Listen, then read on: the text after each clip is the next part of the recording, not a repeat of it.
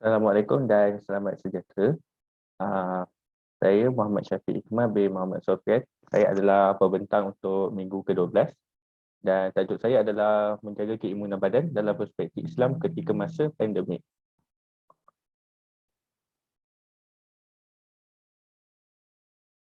Bahagian pertama yang kita akan pergi adalah kepada bahagian pengenalan. Seperti yang kita tahu, pandemik COVID-19 telah menimbulkan kegusaran di kalangan manusia. Ini adalah kerana ramai manusia yang menjadi korban ketika wabak ini berlaku. Pihak kerajaan telah mengesyorkan rakyat untuk menjaga diri, untuk mengelakkan diri daripada dijangkiti oleh virus ini. Pesakit yang sembuh daripada wabak COVID-19 ini rata-rata daripada golongan yang mempunyai sistem imun badan yang tinggi. Di dalam agama Islam, kesihatan merupakan satu perkara yang amat diambil berat, dan di dalam Al-Quran dan hadis terdapat banyak rujukan yang berkaitan dengan kesihatan. Jadi jelaslah di dalam agama Islam, kesihatan ini merupakan satu perkara yang amat penting. Menurut Herophilus, jika tiada kesihatan, kebijaksanaan tidak dapat direalisasikan, seni tidak akan muncul, kekayaan tidak akan bermakna, dan kecerdasan tidak dapat diamalkan lagi. Seterusnya, kepada bahagian kaedah kajian. Kajian ini menggunakan kaedah perpustakaan, data kualitatif yang berbentuk penjelasan, huraian dan penulisan yang bersumberkan rujukan yang sesuai dengan masalah kajian. Sumber yang diambil dalam kajian ini terdiri daripada bentuk buku, artikel, jurnal dan lain-lain lagi. Teknik dokumenter digunakan iaitu setiap data yang diekstrak daripada bahan-bahan tadi akan dianalisis. Melalui teknik ini, data kualitatif akan disusun, data yang serupa kemudiannya akan dikelompokkan, dan selepas itu analisis kritis terhadap kandungannya akan dijalankan supaya rumusan konkret dapat dirumus dan dijelaskan dengan lebih mendalam. Kita akan pergi kepada poin yang pertama, iaitu kesegeraan kesihatan dalam agama Islam. Islam adalah agama yang amat mementingkan kesihatan. Kesihatan adalah penunjuk kepada kekuatan dan kelemahan sistem imun seseorang.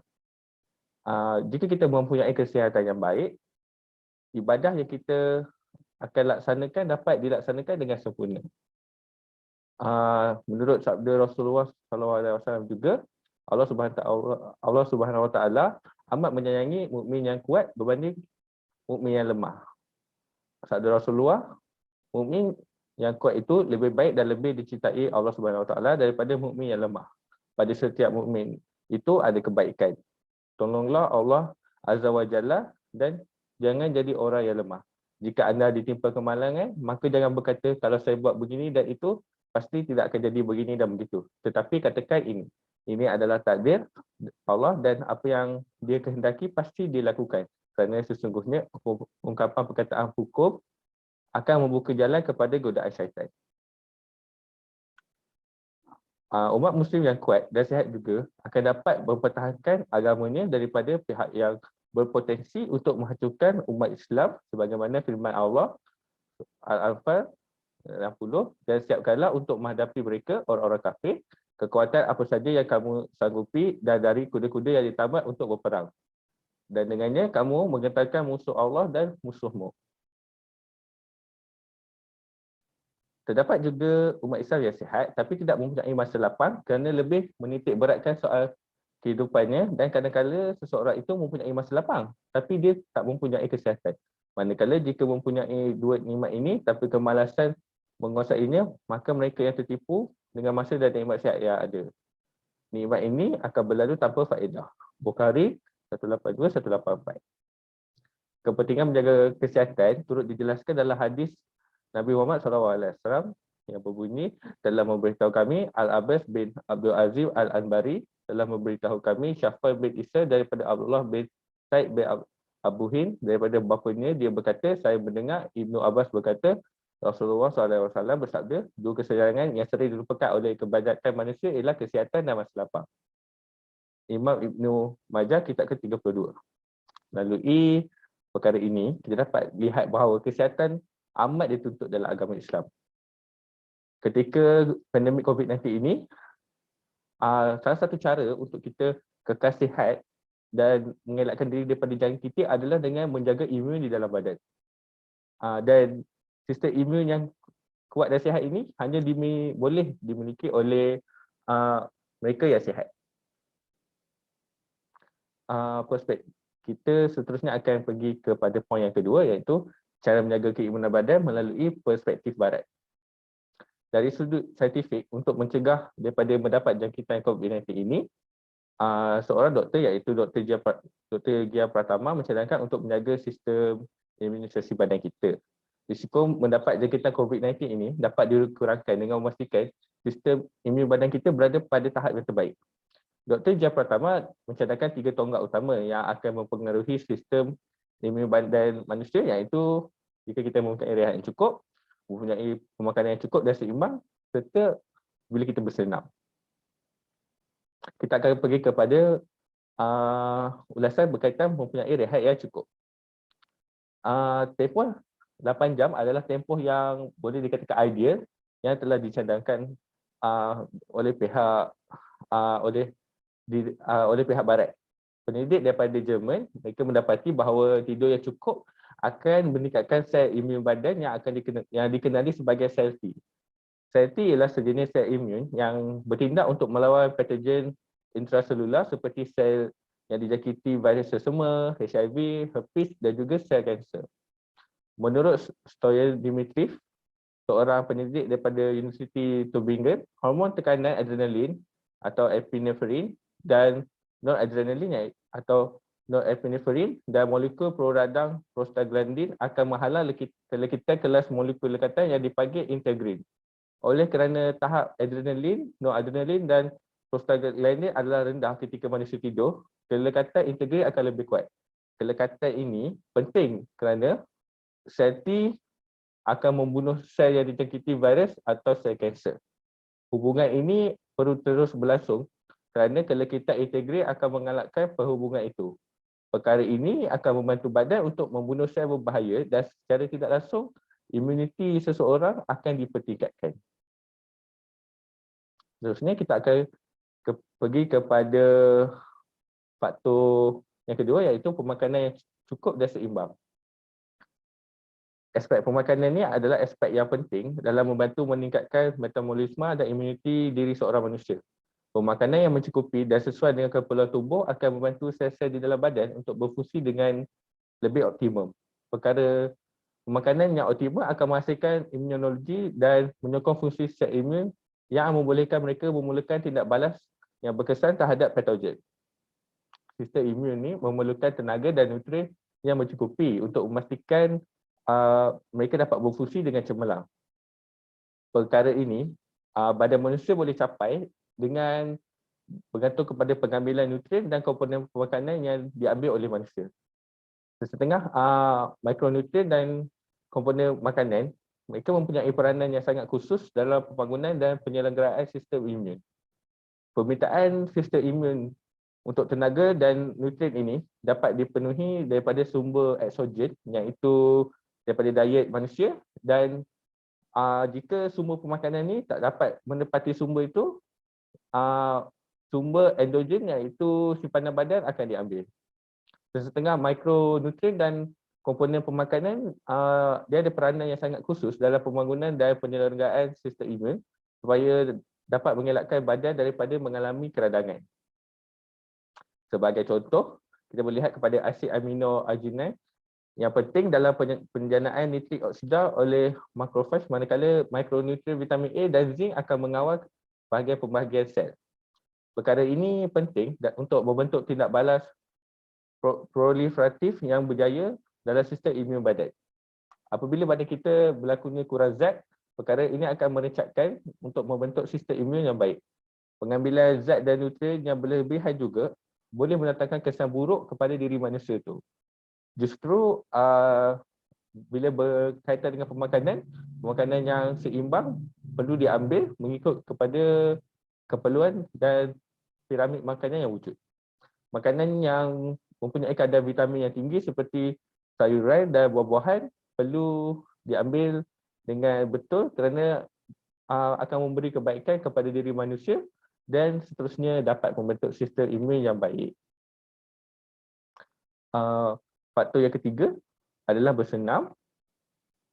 WHO mencadangkan untuk melakukan senaman berintensiti sederhana selama 150 minit seminggu dan untuk senaman berintensiti tinggi pula selama 75 minit seminggu. Senaman akan dapat mengurangkan diri daripada mendapat penyakit berbahaya seperti diabetes, sakit jantung dan kanser. Senaman juga akan membantu untuk memberi tulang yang kuat dan juga membawa kepada pengurangan tekanan dalam diri. Aktiviti bersukan ini akan beri pelbagai manfaat kepada diri manusia. Senaman pada pelbagai intensiti ini akan menghasilkan sitokin produk yang akan membantu dalam membersihkan jangkitan dan mengurangkan keradangan yang dihadapi. Berdasarkan kajian pada tahun 2020 oleh Frontier in Physiology, senaman yang dilakukan dalam intensiti yang sederhana, sitokin produk tetap dikeluarkan. Seterusnya, sitokin anti radang kemudiannya dikeluarkan untuk melawan tindak balas yang berlaku tersebut. Semasa senaman, suhu badan juga akan bertambah dan dikatakan akan dapat membantu tubuh untuk melawan jangkitan dengan lebih baik menurut kepada Tracy Zalso yang merupakan seorang pakar perubatan sukan daripada Cedar Sinai Hobby Institute yang terletak di Los Angeles. Berdasarkan kepada kajian ini, kita dapat melihat bahawa aktiviti sukan amat memberi kesan yang besar kepada peningkatan imun badan seseorang manusia itu. Seterusnya kita akan pergi kepada bahagian perspektif Islam dalam usaha untuk menjaga kesihatan. Berdasarkan kepada langkah-langkah yang dikemukakan oleh pihak barat, sebenarnya langkah ini juga wujud di dalam perspektif agama Islam. Kebanyakan langkah-langkah ini disebut di dalam hadis, riwayat dan daripada petikan kitab suci Al-Quran. Kita tahu Islam adalah agama yang sempurna di mana segala ilmu dan penyelesaian kepada sesuatu perkara itu terdapat di dalam Al-Quran. Agama Islam amat mementingkan berkaitan dengan pemilihan makanan dan minuman. Pada zaman ini, sebenarnya ramai pihak dia kurang peka dan ambil berat terhadap makanan yang diambil mereka sama ada daripada cara macam mana mereka mendapatkan ataupun daripada segi bahan yang digunakan dalam makanan itu.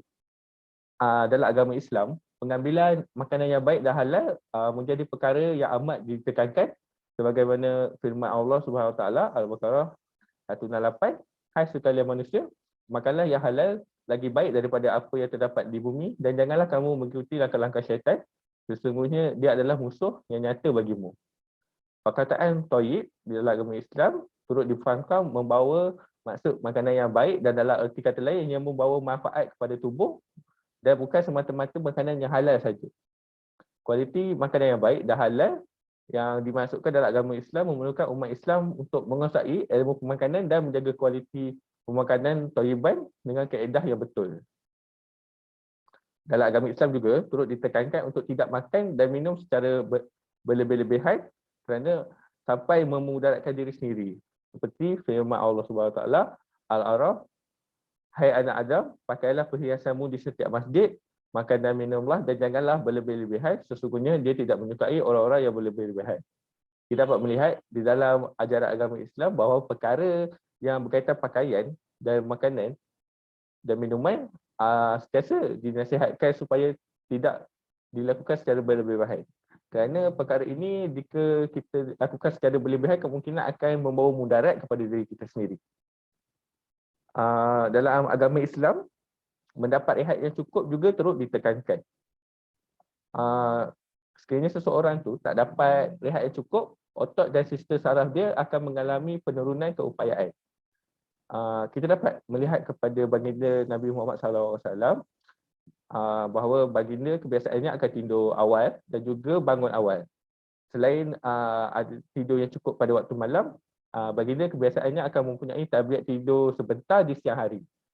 menurut Dr. Ed Hasman, seorang doktor yang menulis buku bertajuk Rahsia Kesihatan Nabi, dia telah menjelaskan bahawa sebelum waktu zuhur, selalunya baginda Nabi Muhammad SAW akan tidur sebentar di siang hari. Tidur itu akan memberi kepuasan dan keselesaan kepada badan yang dibebani keletihan, dan seterusnya akan memberi kecergasan dalam melakukan aktiviti. Tidur juga merupakan satu bentuk kekuasaan Allah sebagaimana dalam firman Allah Ar-Rum, dan di antara tanda-tanda kekuasaannya ialah tidurmu pada waktu malam dan siang hari dan mencari sebahagian karunia-Nya. Sesungguhnya pada yang demikian itu benar-benar terdapat tanda-tanda bagi kaum yang mendengar. Seterusnya, aktiviti senaman juga dilihat mampu meningkatkan ilmu badan seseorang. Penekanan dalam aktiviti bersukan terhadap aspek kecergasan dan kesan kepada tubuh manusia ini telah disampaikan oleh Ibnu Qayyim. Pandangan mengenai kepentingan sukan juga ditekankan dalam era Khalifah Umar seperti arahan untuk mengajar anak menunggang kuda, memanah, berenang dan sukan lain. Kecergasan fizikal yang bagus dan senaman yang dilakukan secara berterusan ini akan membantu dari segi pertahanan diri dan pemeliharaan diri seseorang itu. Agama Islam juga menyarankan umatnya agar kekal kuat untuk memantapkan diri ketika berjihad di jalan Allah. Kerana di dalam peperangan ini, perkara ini bukan semata melibatkan pertempuran strategi saja, tetapi turut memerlukan kebijaksanaan dalam menggunakan senjata, ketakasan diri dalam berkuda, kemahiran memanah dan lain-lain lagi. Kemahiran ini hanya boleh dicapai dengan cara melakukan latihan berterusan melalui aktiviti bersukan seperti firman Allah Al-Anfal, dan siapkanlah untuk menghadapi mereka kekuatan apa saja yang kamu sanggupi dan dari kuda-kuda yang ditambat untuk berperang, yang dengan persiapan itu kamu menggetarkan musuh Allah dan musuhmu dan orang-orang selain mereka yang kamu tidak mengetahuinya sedang Allah mengetahuinya, dan apa saja yang kamu nafkahkan di jalan Allah niscaya akan dibalas dengan sempurna kepadamu dan kamu tidak akan dianiaya. Berdasarkan perkara ini, kita dapat melihat bahawa hampir semua cara yang dinyatakan dalam perspektif barat untuk menjaga imun badan turut wujud dalam perspektif Islam. Dalam perspektif Islam juga telah ditekankan untuk seseorang mempunyai kesihatan mental yang baik, kerana melalui kesihatan mental yang baik, perkara ini juga akan mempengaruhi imunisasi seseorang. Dalam agama Islam, perbuatan berzikir, berdoa dan membaca Al-Quran amat digalakkan untuk memberi ketenangan jiwa dalam usaha untuk menjaga kesihatan mental. Menurut Dr. H. Mozaki Mahdi, pakar psikiatri daripada Hospital Bogor, dan Dr. Lahargo Kembaran daripada Hospital Selawar Bogor, mereka telah menjelaskan bahawa seseorang yang berada pada situasi kecewa biasanya akan menghadapi tekanan yang akan menjejaskan kesihatan mental mereka. Dalam agama Islam telah dianjurkan untuk kita sentiasa menunaikan solat, berzikir dan membaca Al-Quran sebagai salah satu cara untuk kita menenangkan jiwa kita. Dalam agama Islam juga, pergerakan yang dilakukan di dalam solat itu sendiri boleh membakar kalori yang ada dalam diri manusia itu dan seterusnya memberi kesihatan. Solat juga adalah salah satu medium untuk memberi ketenangan jiwa yang akan memberi kesan kepada sistem imun badan seorang. Proses penyembuhan juga dilihat dapat dipercepatkan sebagaimana hasil kajian daripada American Islamic Research Agency. Di dalam Al-Quran juga telah dijelaskan agar sentiasa menjadikan solat dan sabar sebagai cara untuk mendapat kesembuhan sebagaimana firman Allah SWT Al-Baqarah 45, dan mintalah pertolongan kepada Allah dengan jalan sabar dan mengerjakan sembahyang. Dan sesungguhnya sembahyang itu amatlah berat kecuali kepada orang-orang yang khusyuk. Cara lain untuk mendapatkan kesihatan mental yang baik adalah dengan kita membaca Al-Quran. Melalui pembacaan Al-Quran, hati dan fikiran akan berada dalam keadaan yang tenang kerana manusia sentiasa akan ingat dan dekat dengan pencipta, iaitu Allah SWT. Orang yang mengingati Allah SWT ini, hati mereka akan lebih tenteram seperti firman Allah Subhanahu Wa Taala, ayat 28, iaitu orang-orang yang beriman dan hati mereka menjadi tenteram dengan mengingati Allah, tidak dinafikan dengan mengingati Allah, hati menjadi tenteram. Membaca Al-Quran ini adalah satu cara terbaik untuk meningkatkan imuniti badan kita, kerana apabila kita berada dalam keadaan tenteram, perkara ini akan menjamin kepada kesihatan mental yang baik. Perkara ini diperkuatkan lagi dengan kajian pakar perubatan Islam di Amerika terhadap 210 pesakit yang telah menjalani rawatan secara sukarela dengan menyertai dengan membaca Al-Quran ataupun mendengarnya sebanyak 40 kali rawatan. Keputusan telah menunjukkan 77% daripada sampel rawak yang terdiri daripada orang Islam dan orang bukan Islam menunjukkan tanda-tanda kelonggaran pada saraf-saraf mereka yang tegak dan seterusnya membawa kepada ketenangan dalam fikiran.